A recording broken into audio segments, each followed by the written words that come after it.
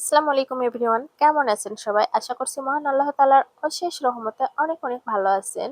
আলু আর ডিম দিয়ে ঝটপট তৈরি করে নেওয়া যাবে এমন একটা সকাল বা বিকালের নাস্তা বা টিফিন রেসিপি আপনাদের সাথে শেয়ার করব। এই টিফিন রেসিপিটি বানানো খুবই সহজ এবং খেতে অসম্ভব মজাদার হয়। ভালো লাগলে বাসায় একবারের জন্য হলেও ট্রাই করে দেখতে পারেন এবং ভিডিওটি স্কিপ না করে পুরোটা ভিডিও দেখার অনুরোধ রইল। আমার চ্যানেলে যদি নতুন হয়ে থাকেন প্লিজ সাবস্ক্রাইব করবেন এবং পেজ থেকে দেখলে অবশ্যই ফলো দিয়ে পাশে থাকবেন।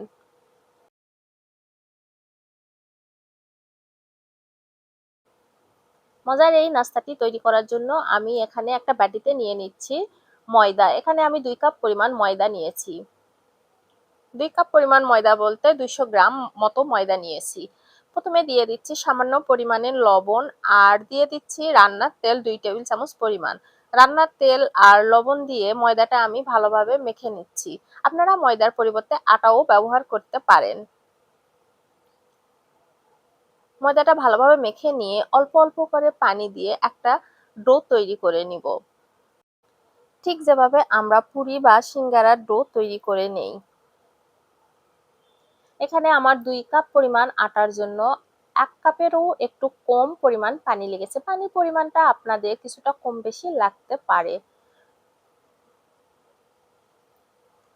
ডো তৈরি হয়েছে, এখন উপর থেকে সামান্য তেল দিয়ে ডোটা ঢেকে রাখবো 20 মিনিট। এর ফাঁকে আমি বাকি কাজগুলো করে নিব। একটি কড়াইয়ে সামান্য তেল দিয়ে তেল কিছুটা গরম হয়ে আসলে দিয়ে দিচ্ছি 2টা ডিম। ডিম দিয়ে দিয়ে দিচ্ছি সামান্য লবণ। এখন অনবরত নেড়েচেড়ে ডিমটা আমি ভুনা করে নিব। এভাবে ভালোভাবে ভেজে নিব। আমার ডিম ভুনা রেডি।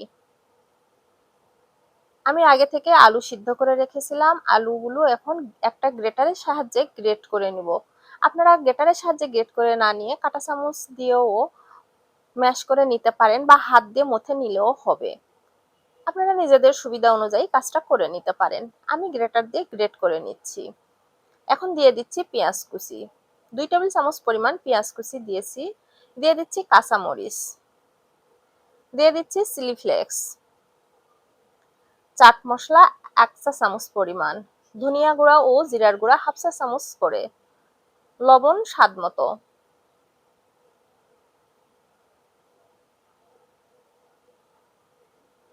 এখন আগে থেকে ভেজে রাখা ডিম দিয়ে দিচ্ছি। ধনেপাতা কুচি দিচ্ছি 2 টেবিল চামচ পরিমাণ। পেঁয়াজ বেরেস্তা দিচ্ছি 1 টেবিল চামচ পরিমাণ।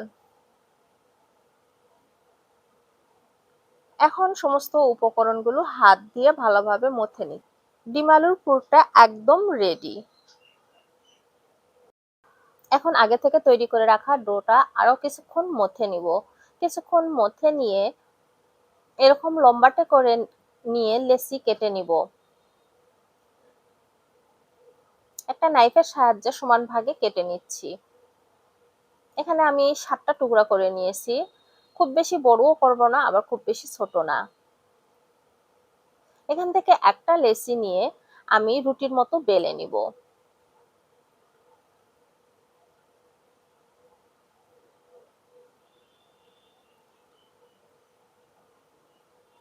একটু পাতলা করে বেলে নিতে হবে।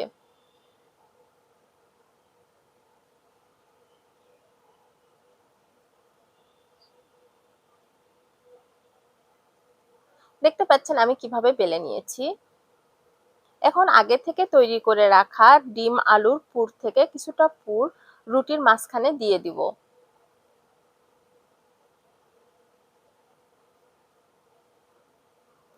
এক পাশ থেকে এইভাবে মুড়ে নিব। উপরের যে বাড়তি অংশ এটা কেটে ফেলে দিব, না হলে মাঝখানে অনেকটা মোটা হবে। তারপরে হাত দিয়ে দুই পাশে এভাবে চেপে চেপে কিছুটা বড় করে নিব। এভাবে হাত দিয়ে চেপে চেপে নিলেই হবে। আমি বাকিগুলো এভাবে বানিয়ে নিয়েছি। এখন একটা প্যানে পর্যাপ্ত পরিমাণে তেল দিয়ে তেল কিছুটা গরম হয়ে আসলে নাস্তাগুলো তেলে ভেজে নিব। মিডিয়াম টু লো হিটে নাস্তাগুলো ভেজে নিতে হবে।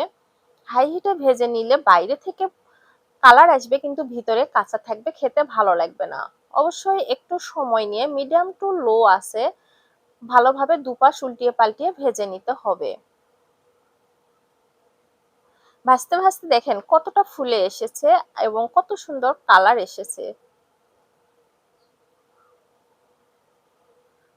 দুপাশ উল্টিয়ে পাল্টিয়ে ভেজে নিয়েছি, অনেক সুন্দর কালার এসেছে এবং দেখতেও অনেক সুন্দর। বাকিগুলো আমি একইভাবে ভেজে নিচ্ছি। সবগুলো ভেজে নেওয়া হয়েছে। দেখতে যেমন সুন্দর, খেতেও আলহামদুলিল্লাহ অনেক বেশি সুস্বাদু। বাসায় একবারের জন্য হলেও ট্রাই করে দেখবেন, আশা করি হতাশ হবেন না। আশা করছি এমন মজার মজার রেসিপি পেতে চ্যানেলটি সাবস্ক্রাইব করে পাশে থাকবেন। আজ এ পর্যন্তই, আল্লাহ হাফেজ। দেখা হবে আবারও মজার কোনো রেসিপি নিয়ে।